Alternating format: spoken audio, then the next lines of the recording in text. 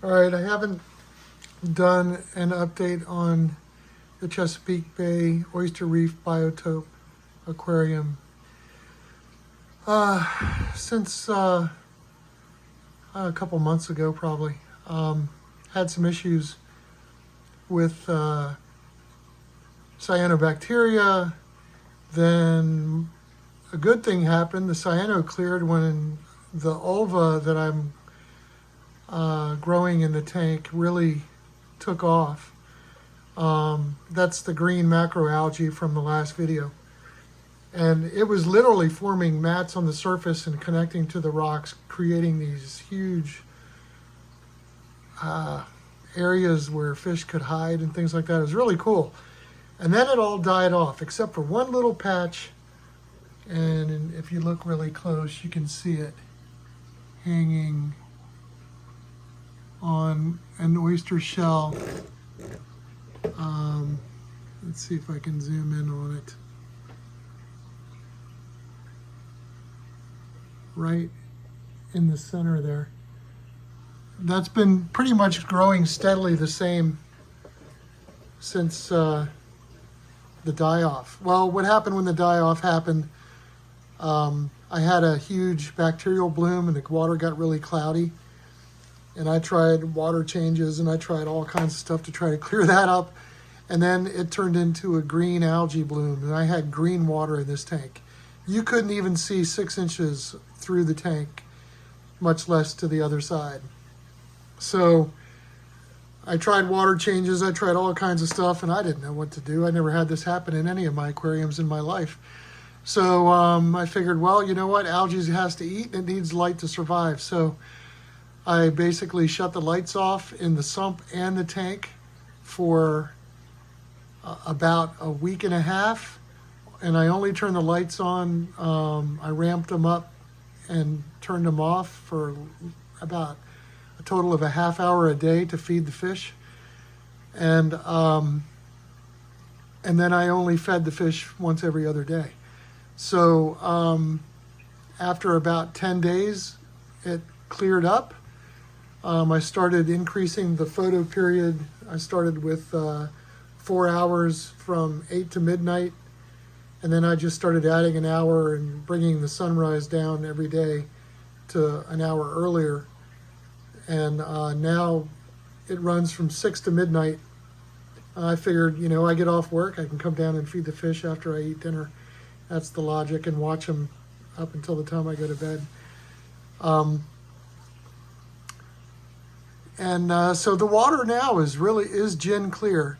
Now, you're not seeing it gin clear right now because I just fed them and everything is stirred up. The fish go nuts when they eat. Plus, I feed a lot of food to this tank.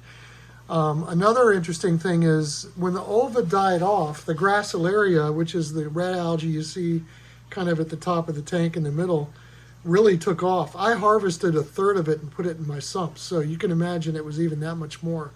It's growing like crazy, and I think it looks beautiful. One of the problems I had with ulva, I love the color. It's a beautiful green color, and it grew very well for a while. But the problem is the fish like to eat it, and they tear chunks of it off, and the crabs like to eat it, and they tear chunks of it off, and eventually it rips off the rock, off the oysters and drifts towards my overflow in the back, and it clogged. And what happened was it clogged the overflow, and my tank would fill all the way to the top. One time, I literally had 1/4 of an inch at the very top of the tank before it would flood over the Euro bracing before I discovered it. So right away then I harvested as much ulva as I could and threw it in the sump. I still have some alive in the sump. So I'm hoping that if it comes back, it lives there. I think the die-off occurred when the water temperatures dipped down below 65 degrees. Because I don't have any heat in any of my aquariums. They're all down in my basement. I don't have heat or air conditioning, so maximum temperatures in these tanks in the summer are around 75, 76 degrees, and in the winter they get down into the high 50s. Right now the water temperature is 62.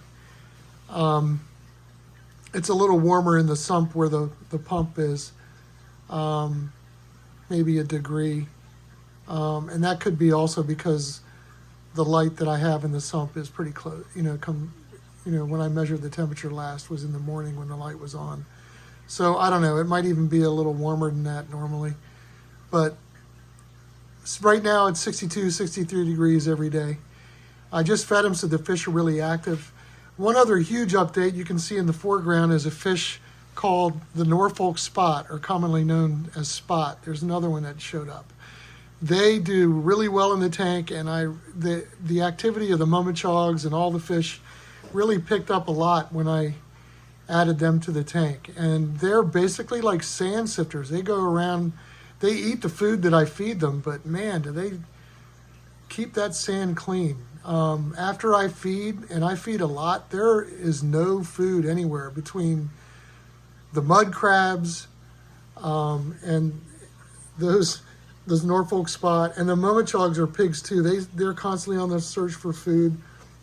And of course the Blennies and the other fish in here too also do really well. The Skilletfish and the Gobies and the Sheepshead minnows, they're always on the hunt for food, so there's no stale food left over. So I have a little bit of cyano in my sump in the refugium where there's very little flow, but other than that, there's none in the tank anymore. I have the brownish hair algae growing in a couple places. You can see one in an oyster shell right about there, and in a couple other oyster shells. My oysters, the live oysters I had, they finally died after 6 months. The mussels, I still have mussels that are alive. Most of the barnacles were eaten by the crabs, especially the black-fingered mud crab. He really likes to eat them. All right, well, I'm going to give you a little tour and we'll talk about the fish. Hold on. Norfolk Spot. I have 3 of them now. They're new additions to the tank. Of course, we have Mummichogs and Sheepshead minnows in the front here. And there's a male striped Blenny poking his head out looking at us. These guys are my showcase fish. These big males, they're beautiful. I have 3 males and 2 females, and I have a female in the sump of the Blennies. There's a thinstripe hermit crab that I caught in Saxis, Virginia, and a big black-fingered mud crab in the background there. There's not many reports of these hermit crabs found in the Chesapeake Bay, but I guess it was salty enough and further enough, and who knows how they got there. Maybe an oyster boat dumped some shells and it was in there. Here's a female striped Blenny. She's really beautiful. This is the gracilaria I was telling you about. You can see how thick it is in the middle of the tank too. Let's see what else is in here. Skilletfish aren't hard to find. Let's find a skilletfish. Here's one in a shell. This one's taken up residence in the shell from day one, and there's another one back there. And did I find everybody? There's naked gobies in here. Let's see if we can find a naked goby. And here's a naked goby. And you see those burrows under the sand? Those are made by clamworms, which are basically a type of bristleworm found in the Chesapeake Bay. And there's another naked goby in that corner there.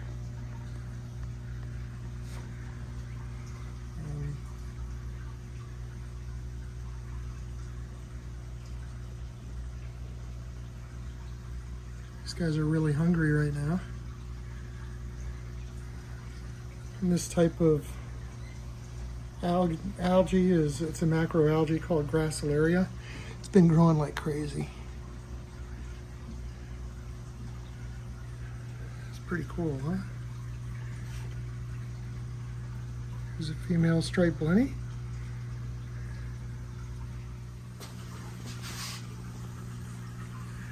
There's another male striped Blenny.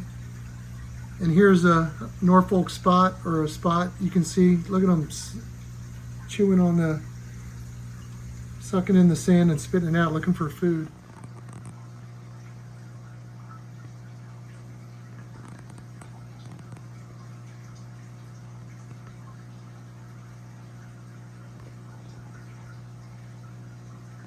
It's a black-fingered mud crab.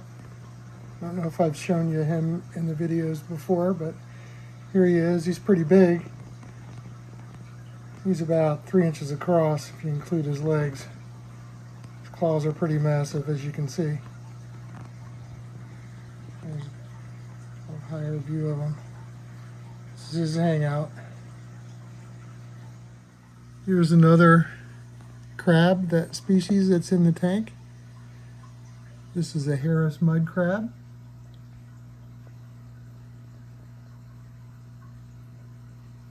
He's a rather larger, one of the larger Harris mud crabs in the tank. Most of them are pretty small. The black-fingered mud crab is easily 3 times his size.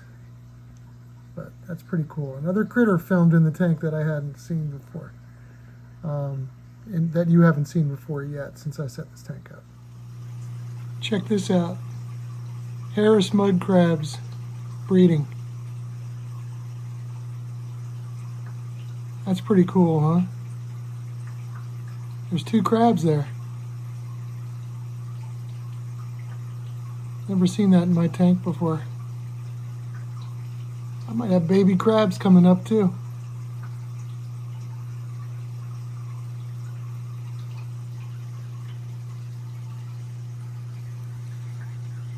See the 2 crabs? Zoom in maybe. You can see them a little better. Yeah, there they are.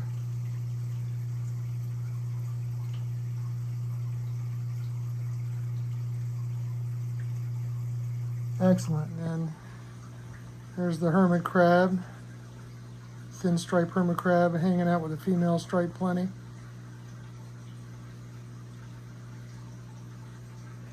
She's dressed in her camouflage.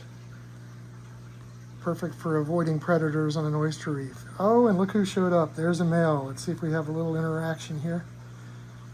He's displaying a little bit. Let's see if he does his mating ritual called flashing. Doesn't look like he's going to do it right now. As we look at the Oyster Reef cavern, my Chesapeake Bay Oyster Reef Aquarium, the fish are all out front, all excited because they think they're going to get fed right now. And they will be fed soon. But I wanted to wrap up this video and let you know the tank's doing well. A couple things about the tank that I thought I'd show you. So I created a shadow box that's hanging off the side of the tank that's visible from the front. Right now it's just black inside. I'm going to create a background where it makes it look like you're looking further out into the bay or through the water column than the tank actually is. But this is such a wide tank. It's 3 foot by 3 foot surface area, so it's, you know, it's a pretty good distance to look through the glass and look through the tank. This is the overflow. I haven't shown the technical things. Here's the modified bean animal setup. It drains the 3 hoses into the sump, and then here's the return that I talked about. I'll show you later when I look at the sump. The rest of the setup, this is the return. And as you can see, I was a little lazy. I didn't paint that pipe. But looking down, this is the big grass bed of Gracilaria. This is the Radion light. It's extremely bright, and that's where I'm getting all this great algae growth. Looking at the tank from the side.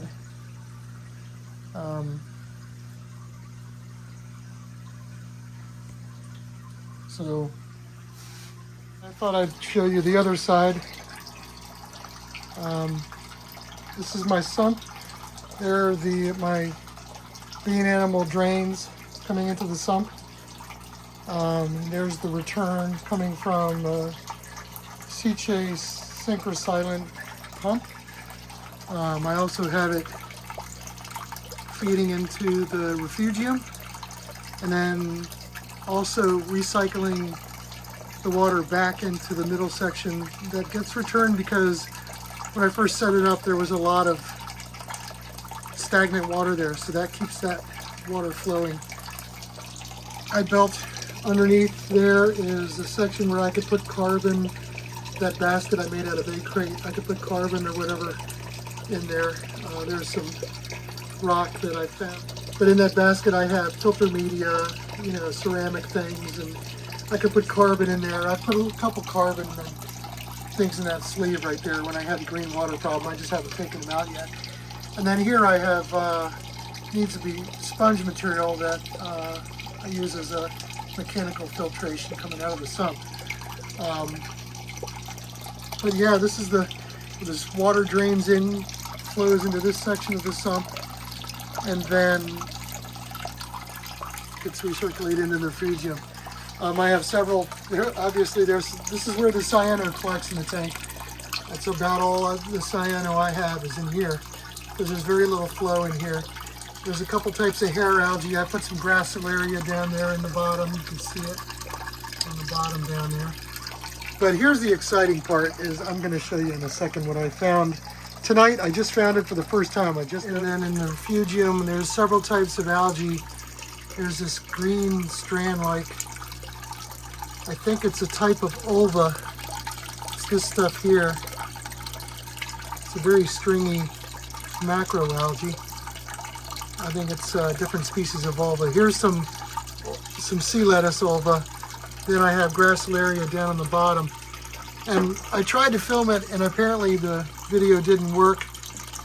But I actually found a baby fish. Oh, there you might be able to see him swimming around. Yep, see him? And that is, I'm 99% certain it's a baby Mummichog. And there are grass shrimp in here, I think still alive. Although I haven't seen them today. I know they're in here. I think I have another fish in there. There's another one in there down in the bottom. So I have several baby fish in here. In this section there's a medium-sized female striped Blenny that lives in that live rock as well. I forgot to talk about that. And then when I hook up my water changing station, that's going to be the drain out of the sump. So I'm excited. I think there's several baby fish in there now that I look at it. So I'm going to fish them out and put them in the sump with the other guy. And if I can get one, I'll get a picture of it. I did a scoop of the middle section of the sump, and I didn't find any more baby fish. But I did catch some grass shrimp that were living in there. I know there's more in the fuge. So I'm going to put these guys in the fuge. I caught these in the return section. So that tells me that the return section was free of shrimp. All the shrimp were scooped up out of the return section when they came through the overflow early on when this tank was set up and moved into the fuge.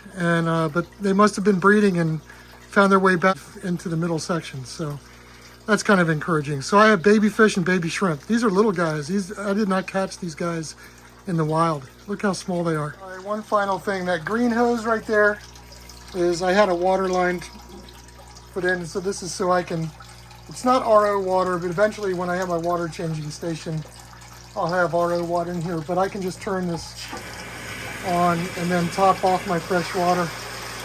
I just do a little bit every day. And that way my salinity stays pretty stable, but I don't let my sump get too low. Okay, one thing that I wanted to close with was that what was really exciting about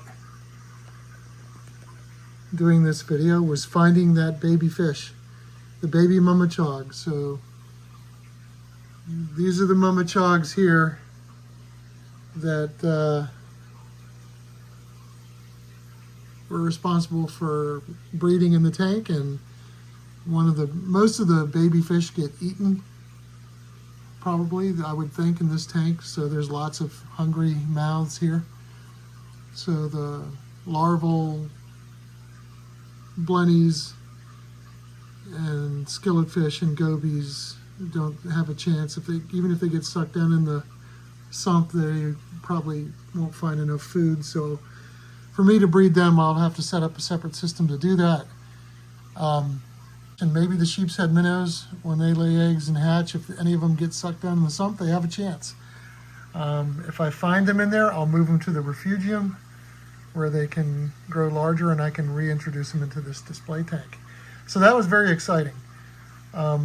Looking through the cavern of the Chesapeake Bay Oyster Reef Biotope Aquarium, this is I call it the cavern. I enjoy it. It's accentuated by a gracilaria.